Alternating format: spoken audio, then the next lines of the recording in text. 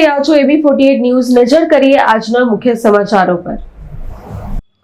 ઉપલેટા શહેર દ્વારા PGVCL દ્વારા ઉર્જા બચત અને સલામતી સપ્તાહની ઉજવણી કરવામાં આવી હતી।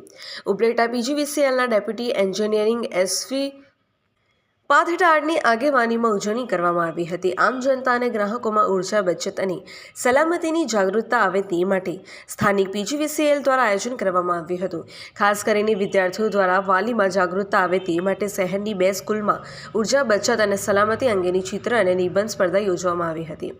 શહેરની 2 શાળામાં ચિત્ર અને નિબંધ સ્પર્ધામાં વિજેતા થયેલા વિદ્યાર્થીઓને PGVCLના અધિકારી ડેરૈયા સહિતના હસ્તે ઇનામ વિતરણ કરાયા હતા।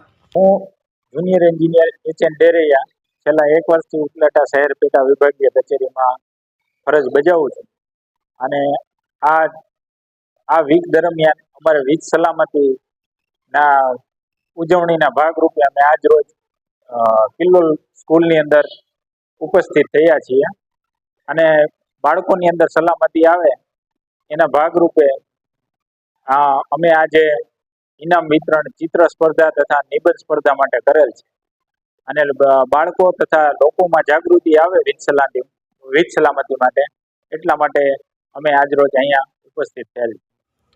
Bhavesh Gohil AB48 news Upleta.